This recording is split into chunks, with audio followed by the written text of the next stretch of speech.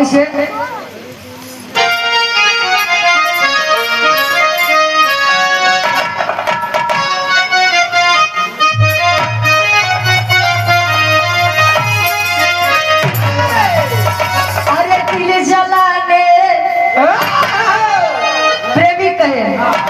कोनो लड़का कोनो लड़की से कहे,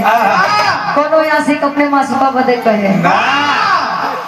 कोनो नायक अपने नायिका बदे, कोनो बुढ़ो अपने बुढ़िया बदे कहे। अच्छा कहे लड़का कैसे? अरे दिल जलाने का तेरा अजब ढंग है, दिल जलाने का तेरा अजब ढंग है,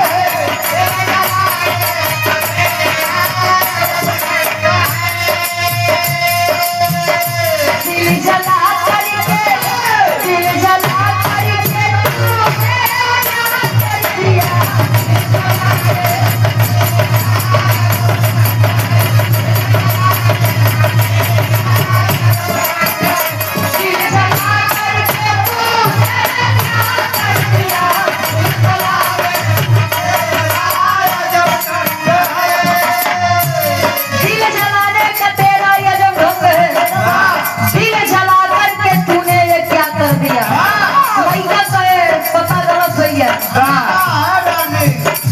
खत लिखा था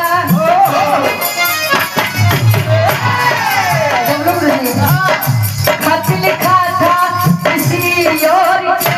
नाम पे,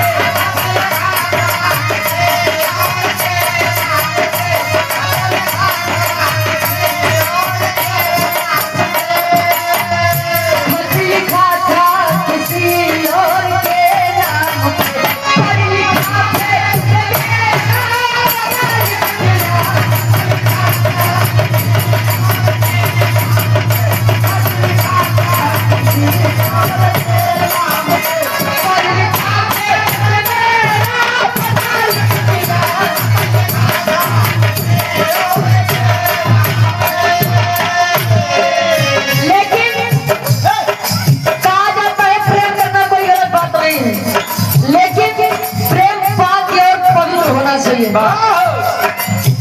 नहीं तो आज के समय में प्रेम के तार बजा पुरो जमाता है। प्रेम का पुण्य पानी छिड़कता है,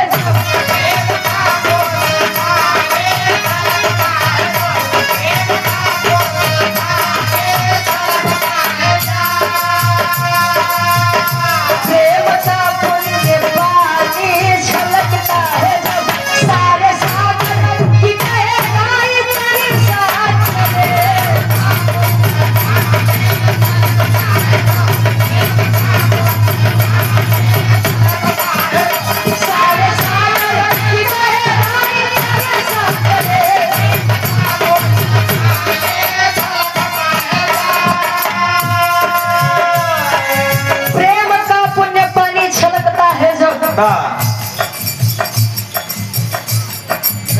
और आप गार्जियन परमादेव के परम सम्मानित इस भाव का सम्मान करते हैं। धर्म के हमारे चाचा जी आप फौजी साहब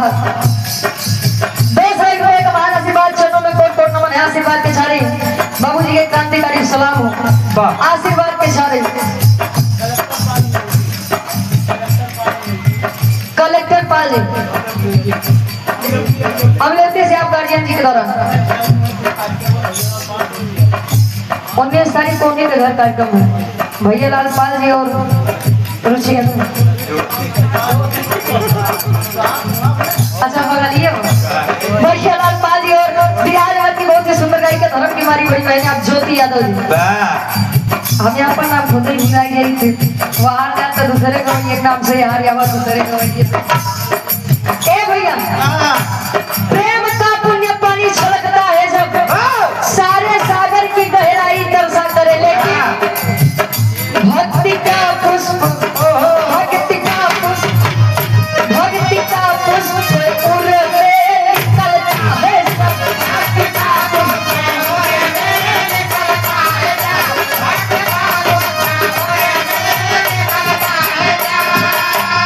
भक्ति का पुष्प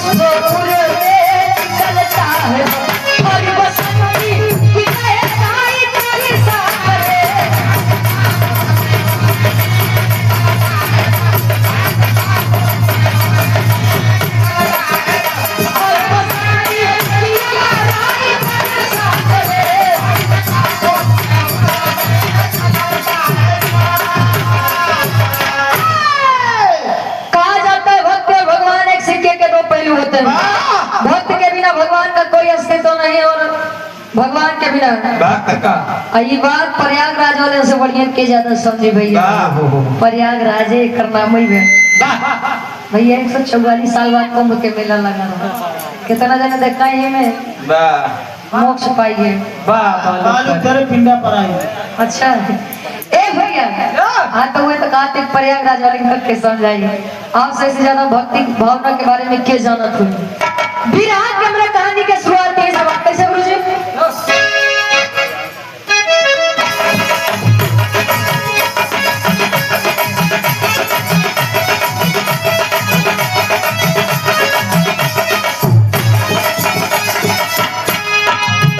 इंसानियत हो जिसमें सच्चा इंसान है उसके लिए तो सारा जग ही जहान है।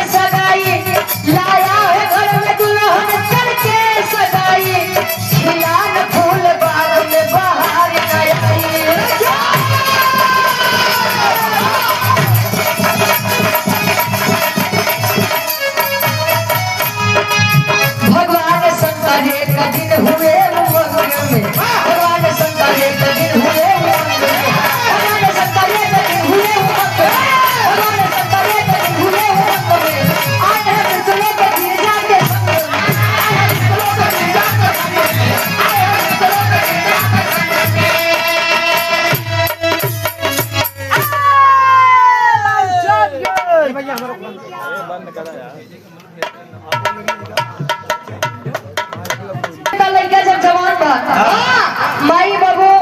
के गरीबी तनी भर की रुपया पैसा सुबह खाना बन जाए तो शाम को सोचे के पड़त है कि संझा के खाना कब बनी।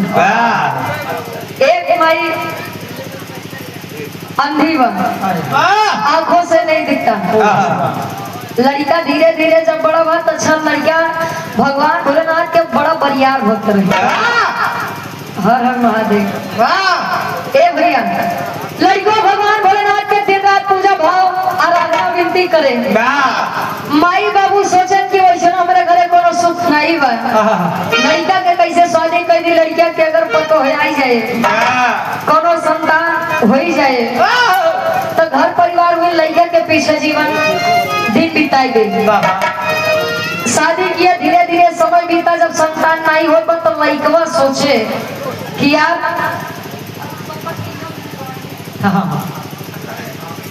तो कहना है हमें घर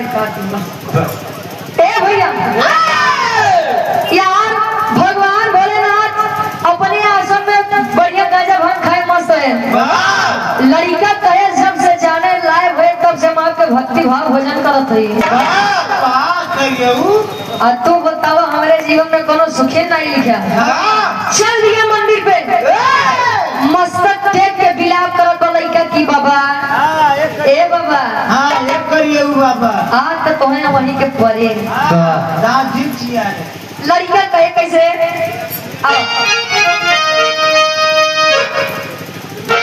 क्या बात है लड़का कहे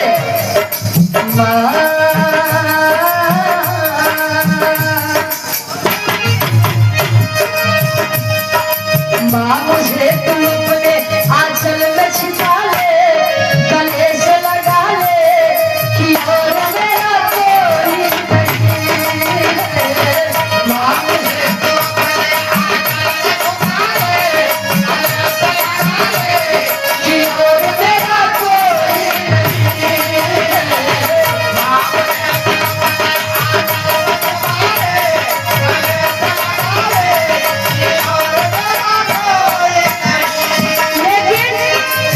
तुम अपने आंखों से बहे अविरल अश्कों की धारा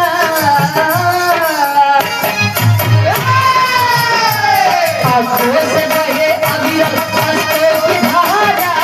रोता है बेचारा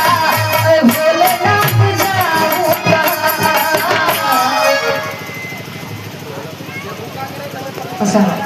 आदरणीय परम सम्मानित होली मिलन समारोह पट्टी चौराहा हंडिया प्रयागराज से आप जय सिंह सरकार और जेपी वर्मा जी गार्जियन जी के द्वारा 50 रुपए का महान आशीर्वाद डब्ल्यू गुरु जी खातिर और 5 रुपया 50 रुपए का महान आशीर्वाद आप ये आकाश गुरु जी खातिर अच्छा ले लो पानी को दे देते हैं वैसे तो पानी नहीं ज्यादा खाते बाकी से का दिक्कत से बढ़ाई ले जाए भैया कहे आंखों से बहे अविरल अश्कों की धारा, रोता है बेचारा ऐ भोलेनाथ जाऊं कहाँ।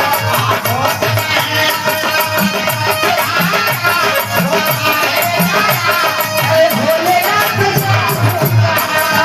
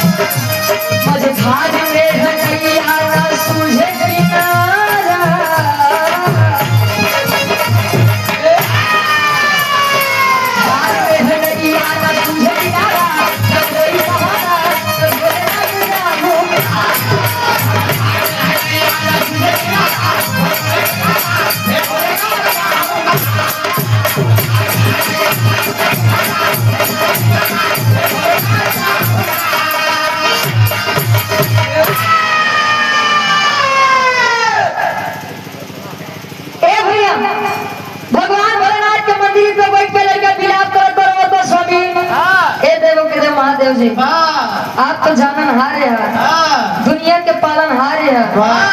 आज तक आपसे कुछ नहीं मांगे लेकिन मजबूरी में हमका मांगे के परत करिए वो सुनवा दे देते वो सुनवा जी समझ लिया था हीरा चचा तोहार नाम हीरा बा हम सुनवा ही मांगे ए भैया अब यार लड़का रोज तब भगवान भोलेनाथ कैलाश पर्वत पे बढ़िया गांजा भांग खाए मस्त है माई गंगा जी कहीं बबरा हो ए भोला किया खोला अच्छा कहे भोला तनी अखिया खोल तक कहे का बहो कहे के देखा था लड़किया हमार रोज बा तोहार लड़का माई सती जी कहे कहे लड़का रोज बा तू बढ़िया गांजा भांग खाई के बबरा हो मस्त है कहे तुम मेहरारू के जात लबर लबर करबे करबू अच्छा अंगूरी पकड़ाई था तो पकड़ कर ए भैया कहे तुम मेहरारू के जात बड़ी जल्दी सफेद है तुम अरे कलयुग के आगे देखे भले छोट होते हीरा चचा देखे भले छोट होते लेकिन दिमाग इनके सही तो बहुत होते ए भैया भगवान भोलेनाथ समझाते नहीं गौरा हम चला बोलना नहीं कलयुगी आदमी है फसाई नहीं तो है अच्छा भगवान प्रदान का हो अच्छा आज मेहरारू के जीते मेहरारू के हट पे आज भगवान भोलेनाथ मृत्युलोक में आए अच्छा मृत्युलोक में आए तो लड़के रोज तबले माई के जाजी कहीं बोल रहा हूँ लड़किया को उठावा वरदान ना होता है आए बेटवा जब रोवा गवा जी और रोवई के दिन बाहर गवा बहुत तो का चाहिए लड़का कहे स्वामी मांगो तब लेकिन कुछ दिक्कत बा कहे एक बात सुनना मांगे चाहिए जमर लेकिन एक वरदान मांगे नहीं हमारे हमका देखते मान जाते तो हर दुख तकलीफ होई कुल घिनावे लगे अब लड़के असमंजस में पड़ी है घरे हमार माई बाबू हमार मेहरारू बा माई बाबू मेहरारू मत पहिले अच्छा अगर मान ले तीनों जने की अलग अलग फरमाइश रही, एक जने मांगा 2 जने रह जाइए ना लड़को दिमाग लगाओ कहीं बाबू बैठल आ जाते आधा घंटा लग क्या बताइए ना लड़कवा जात बात कहे कैसे तेरी भाव में कभी लिखत है अरे पुजारी कैसे मन के यकिया अरे पुजारी कैसे मन के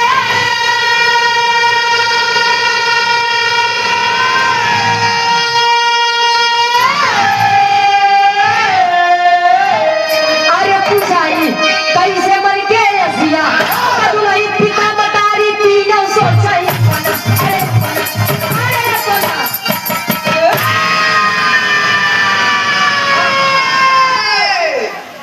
पुजारी कैसे मन के सपना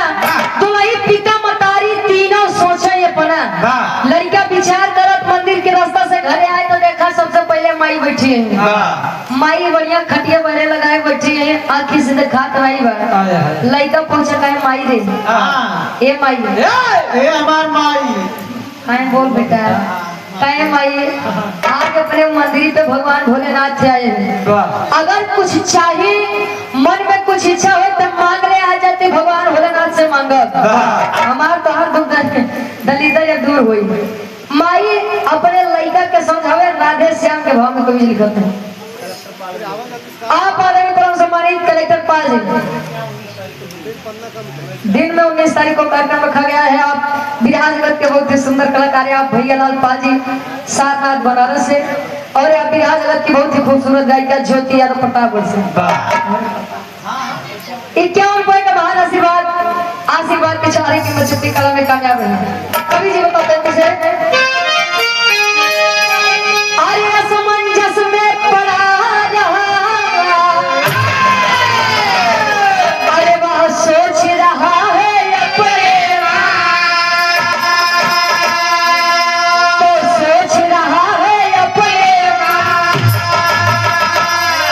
तो माता बोली नयन मांग लो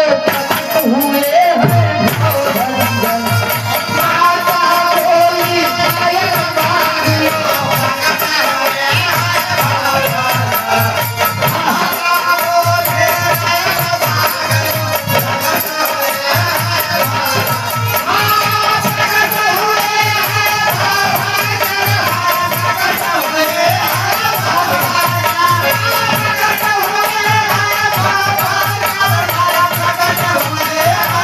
अरे माता बोली नयन मांग लो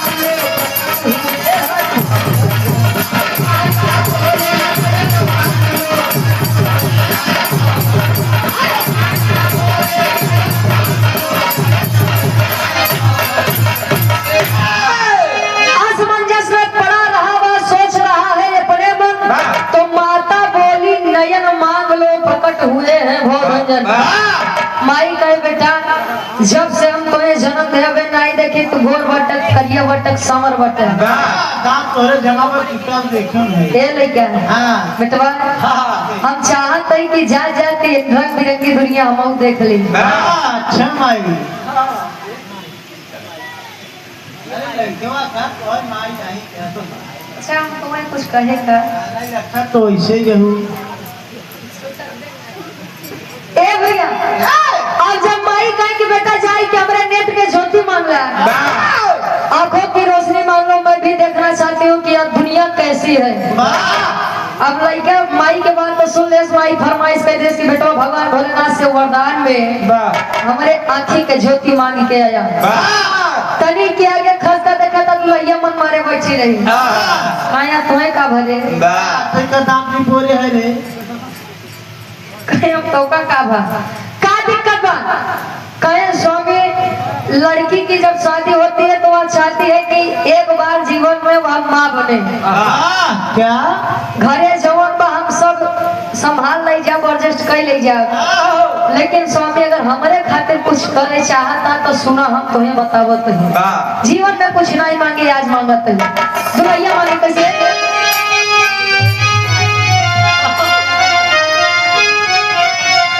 अरे दुविधा में वह चला जा रहा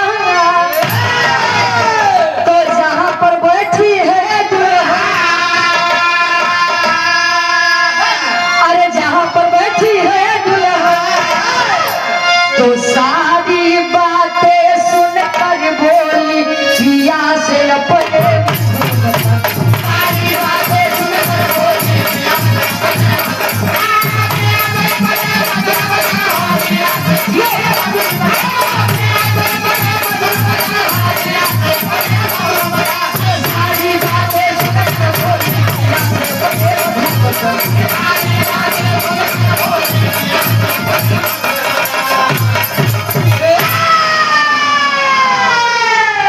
दुल्हैया कहे स्वामी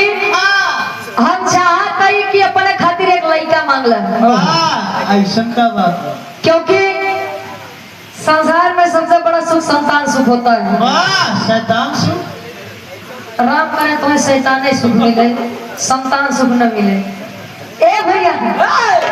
कहा जाता है कि संसार का सबसे बड़ा सुख संतान सुख होता है। लड़का लायक हो तब वो ठीक बा, न लायक हो तब वो ठीक बा, लेकिन लड़का के बिना घर एकदम सुना सुना लगा था। दुल्हन कहे स्वामी अगर एक लड़का मांग लेगा तो लड़का के पीछे घर ऐसे समझ जाएगी। ध्यान देंगे माई फरमाइश के देश के बेटवा आँखी के ज्योति चाहिए, दुल्हन फरमाइश के देश के स्वामी राजा हो एक ही लड़का चाहिए। कहे तो हर दूसरी खोई के बाबू बैठा बहरवा न सुन ली वो टोपी लगाई बैठी पूछ कौन का चाहिए पूछ लो ना उसे नहीं बैठे नहीं बाबू।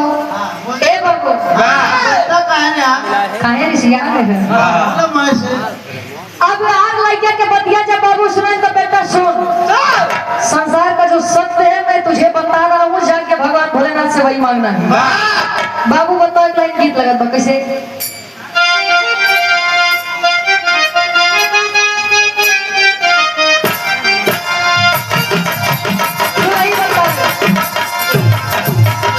कहे मोरे पीछा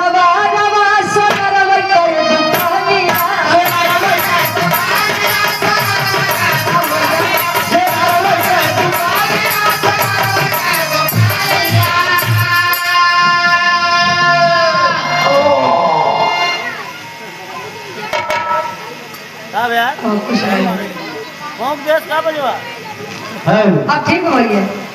ठीक हो अच्छा रुकिए बनाए ले हाँ मशीन अपन कादे भेज के गरमात नहीं तुझे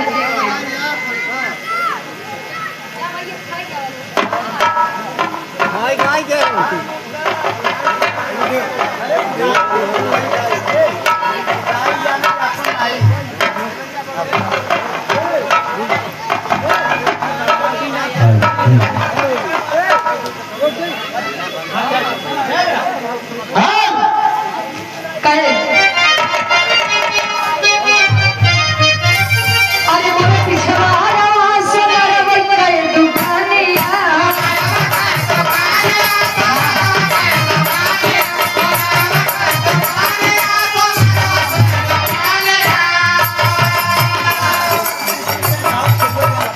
विकी टेंट हाउस आ भैया जी 100 रुपए का माला आशीर्वाद जवानी टेंट लगाए हैं भैया इनका रोज खड़ा होता का घर में आई से भैया माई भगवती के कृपा बनी रहा काम में दिन में आज सुंदर तरक्की हो जान नंबर खड़ा कर दिया हां टेंट हां मोरे पीछे वाला वासा ना वही कर दुकानिया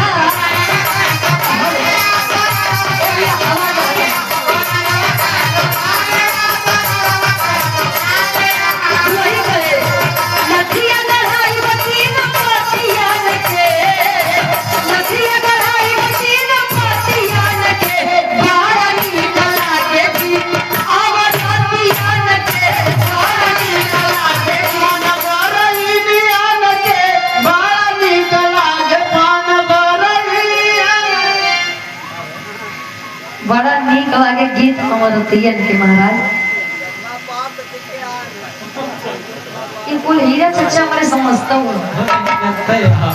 अच्छा पान खाए बदे तो है देह तो लगा था वहाँ भटक गए कौन चल सके चचा